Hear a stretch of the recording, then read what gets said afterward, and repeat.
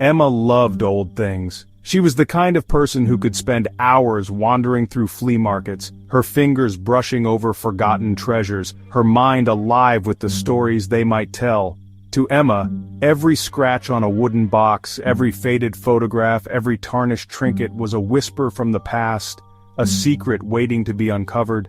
She believed that objects could hold memories, that the past lingered in the things people left behind. One rainy afternoon, as the city's streets glistened with puddles and the sky hung low and gray, she found herself drawn to a shop tucked away on a side street. The entrance was barely visible, hidden between two crumbling brick buildings, its sign faded and almost illegible. It was the kind of place you might walk past 100 times and never notice, unless you were looking for it. Dust caked the window, muting the glow of a single flickering light that struggled to pierce the gloom inside. Emma pressed her face to the glass, trying to make out the shapes within, shadows of forgotten things, piled high and waiting. She hesitated, her heart beating a little faster, then reached out and pushed the heavy door open. The hinges groaned in protest, as if the shop itself was reluctant to let her in. The air inside was thick with the smell of mildew and dust, a scent that spoke of years, decades, without a proper cleaning. It felt heavy, oppressive, as if the very atmosphere was weighted down by the memories of all the objects crammed within. Shadows clung to the corners, and the only sound was the faint hum of the flickering bulb overhead. She coughed, the dust tickling her throat, and took a tentative step forward. The room was crammed with strange and wonderful objects, clocks that had long since stopped ticking, stacks of yellowed books, glass bottles filled with mysterious liquids, and paintings whose subjects seemed to watch her as she passed. Every surface was crowded, every shelf sagging under the weight of forgotten histories.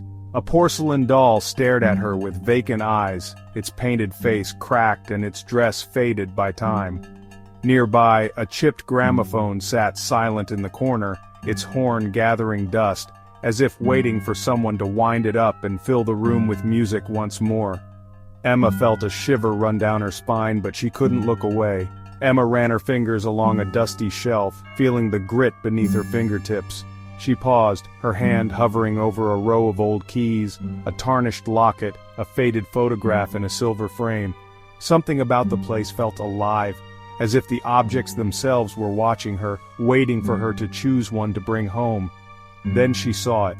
A coat hung on a tarnished brass hook, half hidden in the shadows. It was a deep emerald green, the velvet worn smooth with age, its color still rich despite the years. The fabric seemed to shimmer in the dim light, and Emma felt an inexplicable pull, as if the coat was calling to her, inviting her to step closer and discover its secrets. She reached out, her heart pounding, and let her fingers brush the velvet, wondering what stories it might hold. The coat felt strangely cold beneath her touch. A shiver ran down her spine. She lifted it from the hook. The fabric felt heavier than it should. "Can I help you with that?" A raspy voice startled her. The shopkeeper was ancient. His eyes held a strange intensity. "Just admiring," Emma managed.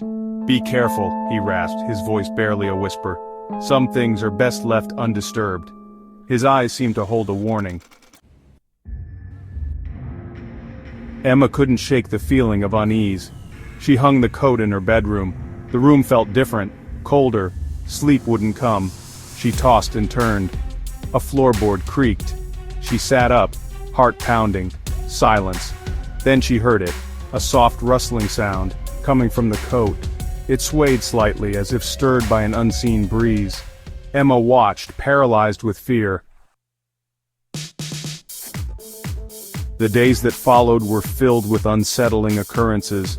She caught glimpses of movement in mirrors, a fleeting shadow where there should be none. Her reflection never quite matched her movements. One evening she caught her reflection in the hall mirror. But it wasn't her reflection wearing the coat. The figure was gone in a blink.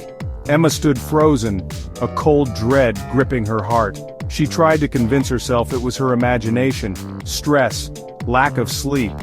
But deep down, she knew something was wrong, terribly wrong.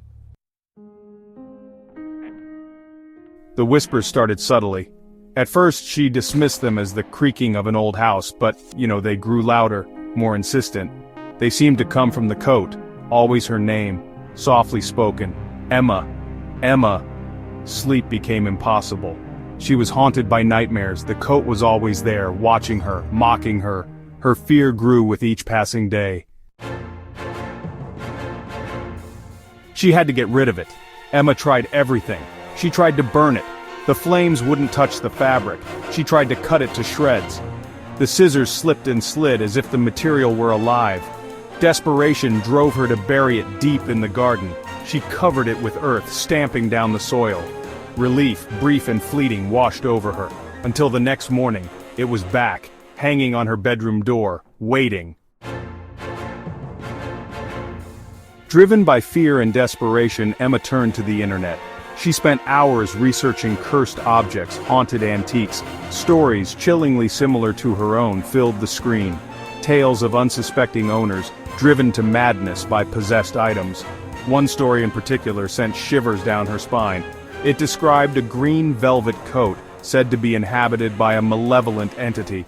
It fed on the fear of its owner, growing stronger with each passing day.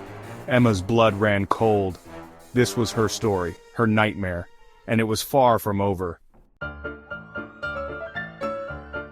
Fear became her constant companion. She stopped leaving the house, too terrified to be away from the coat for too long. She knew it would find her. It always did.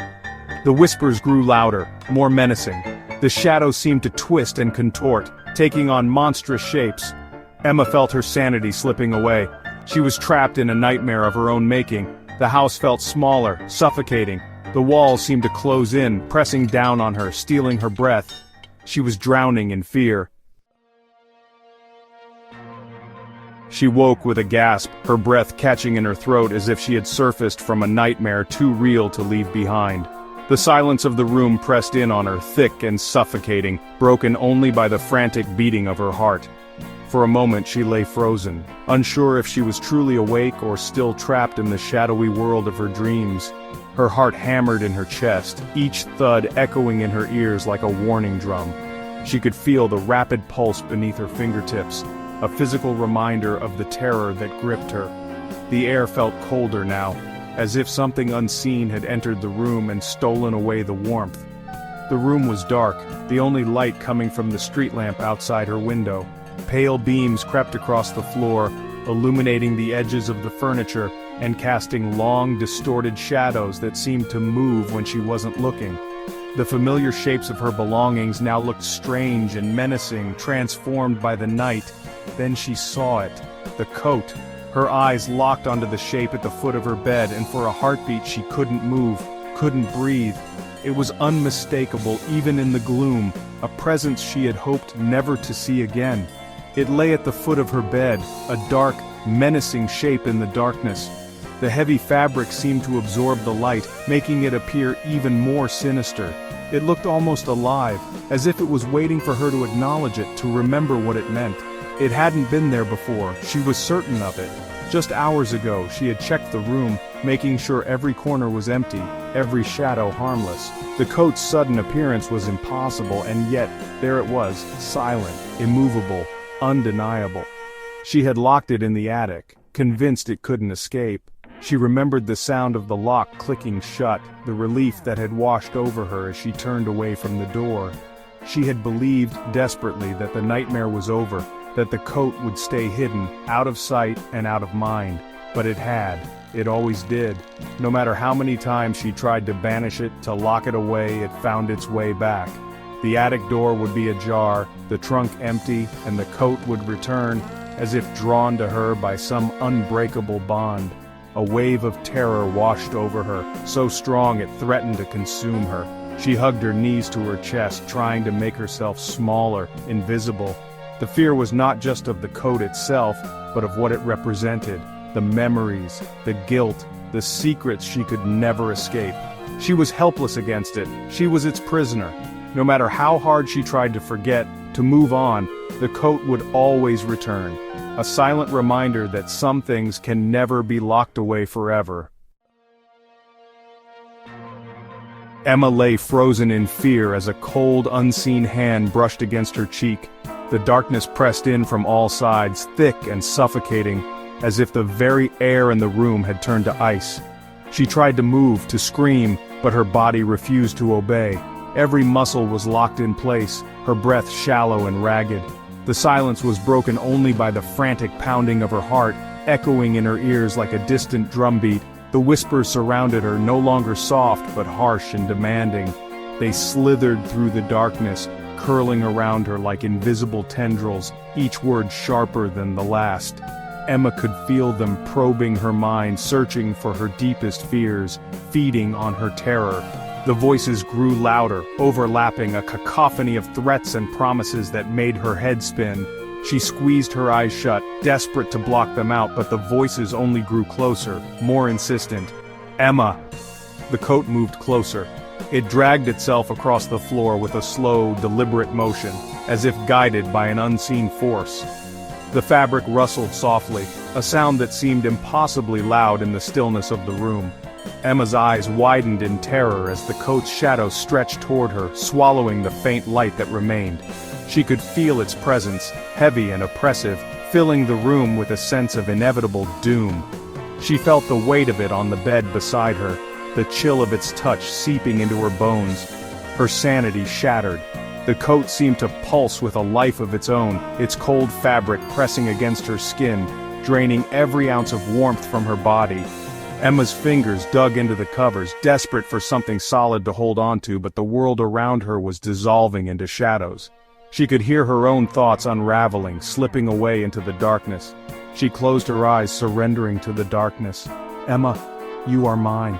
The words echoed in her mind, a final, chilling declaration. She felt herself slipping away, her identity dissolving as the shadows claimed her.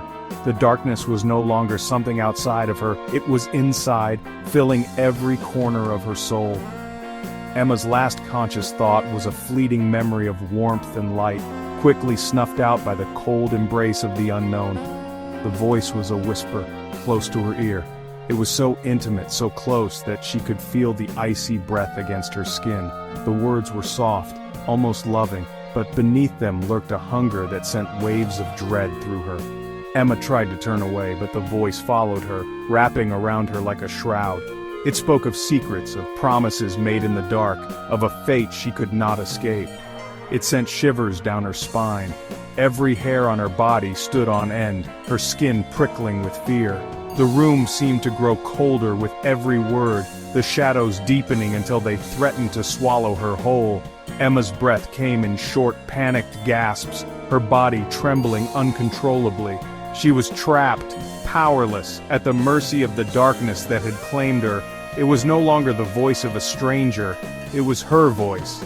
Emma stared into the darkness and saw her own reflection staring back, lips moving in perfect sync with the words that haunted her. The line between herself and the presence in the room blurred, until she could no longer tell where one ended and the other began. In that moment, Emma realized the truth. She had been claimed, body and soul, by the darkness within.